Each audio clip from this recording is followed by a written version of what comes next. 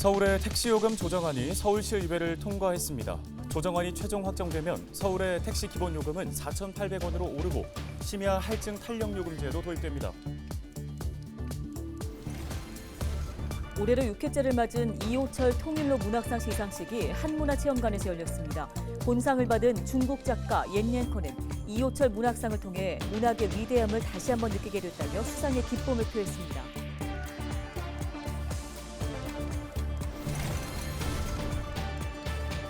스토킹 피해에 시달리던 20대 여성이 참변을 당하는 등 스토킹 범죄가 끊이지 않고 있습니다. 이런 가운데 서울시의회가 스토킹 범죄 예방에 관한 조례안을 제정했습니다. 관련 내용 살펴보겠습니다.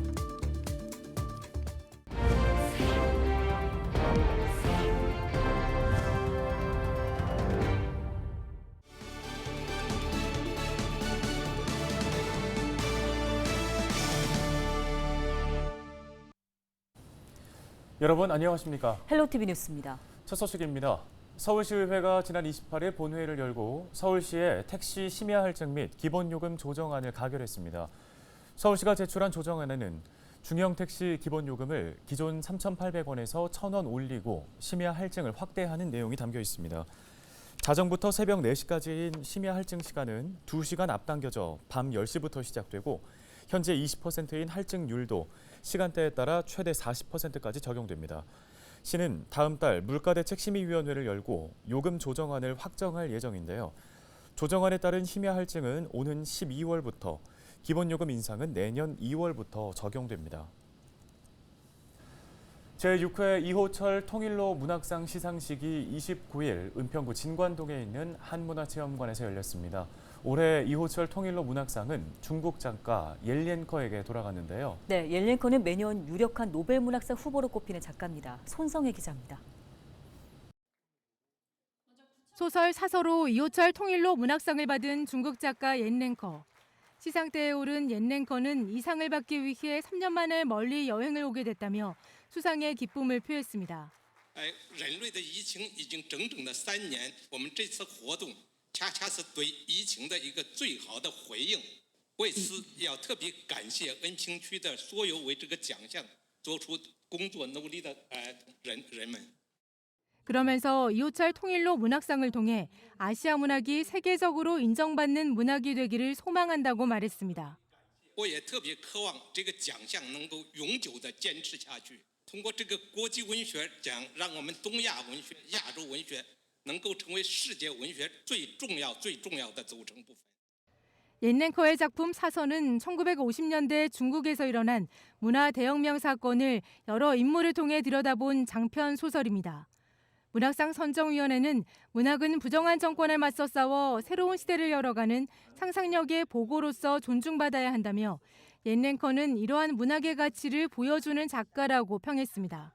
옌넨커의 사서는 중국 문화혁명 시절 공산당 정부의 전체주의 체제가 개인 주체의 개별성을 어떻게 완벽하게 허물어뜨리는 폭력성을 지녔는가를 장중한 서사를 통해 그려냄으로써 역사에 대한 문학적 재현이 역사적 사실을 사실로만 서술하는 역사서보다 오히려 더 역사적 진실에 가깝게 다가갈 수 있다는 그런. 올해 특별상은 시베리아의 벌목장에서 일하는 북한 노동자의 삶을 다룬 시베리아의 이방인들을 쓴 장마리 작가에게 돌아갔습니다. 올해로 6회째를 맞은 이호철 통일로 문학상은 본단 문학의 대표 문인으로 꼽히는 고 이호철 작가를 기리기 위해 은평구에서 제정했습니다. 타량 등 250여 편의 작품을 남긴 고 이호철 작가는 1967년부터 은평에서 터를 잡고 집필 활동을 하다 2016년 85세 일기로 타계했습니다. 이호철 통일로 문학상 역대 수상자는 화산도를 쓴 김석범, 팔레스타인 작가 사흐르 칼리파, 인도의 대표적인 소설가 아룬다티 로이 등이 있습니다. 헬로티비 뉴스 손성혜입니다.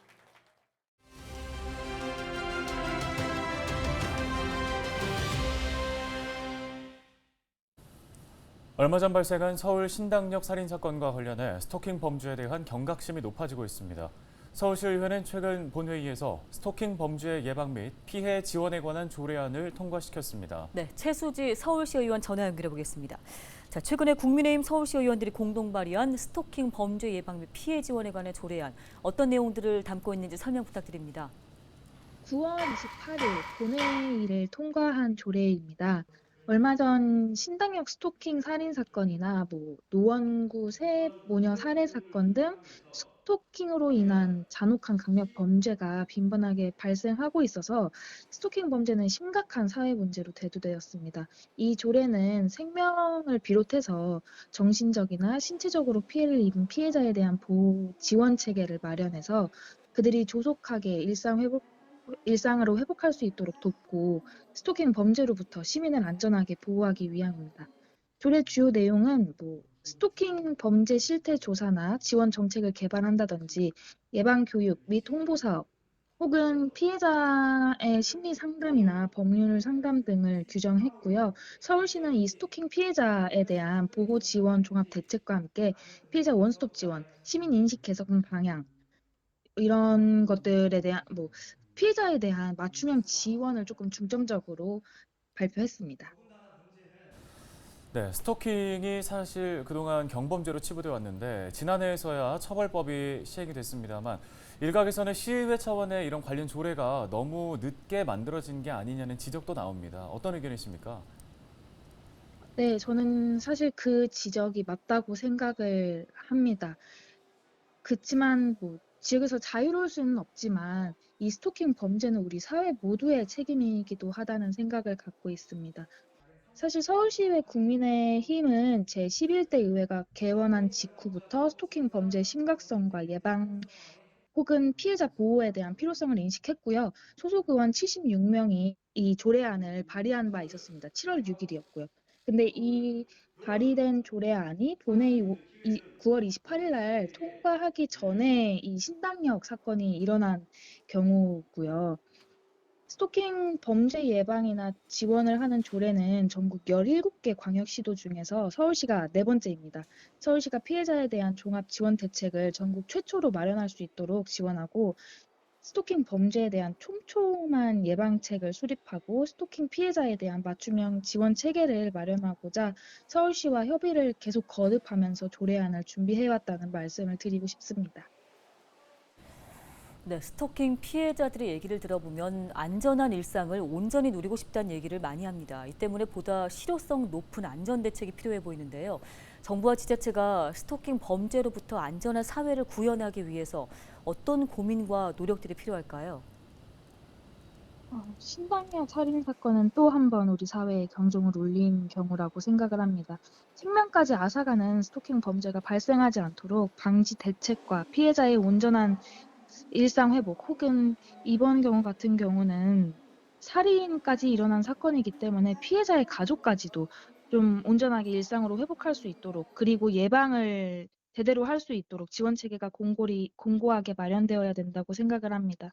스토킹 범죄 반의사 불벌죄 규정 폐지, 구속수사 원칙, 피해자 보호 인력 증원 등 정부에서 조금 더 적극적으로 공권력을 개입해서 스토킹 처벌법이 실효적으로 작동할 수 있도록 보완해야 한다고 생각합니다.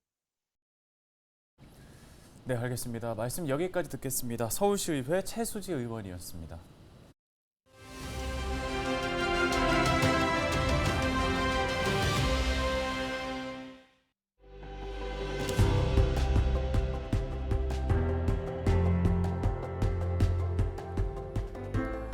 밤새 안녕하셨습니까? 이 인사말의 유래를 아시나요? 밤에 갑자기 세상을 뜨는 돌연사 때문이라고 하는데요. 그만큼 심장 질환이 많다는 얘기겠죠. 실제로 해마다 전 세계 인구 가운데 100만 명 이상이 심장 질환으로 목숨을 잃는다고 합니다. 4분만 움직이지 않아도 생명이 위태로워지는 장기가 바로 심장이죠. 그래도 우리가 할 수 있는 일이 전혀 없는 건 아닙니다. 심폐소생술로 목숨을 살린 사례를 간혹 접하게 되는데요. 평소에 익혀두면 위험에 빠진 가족이나 주변 사람들의 목숨을 살릴 수도 있습니다.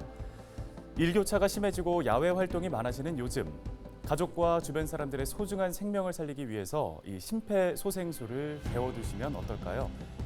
두 손을 깍지를 낀 채 환자의 명치 위 2cm 부분을 초당 1.5에서 2회 정도의 속도로 강하게 지속적으로 눌러줘야 합니다. 심장의 중요성을 알리기 위해 지정된 9월 29일 세계 심장의 날에 전해드리는 데일리 브리핑이었습니다.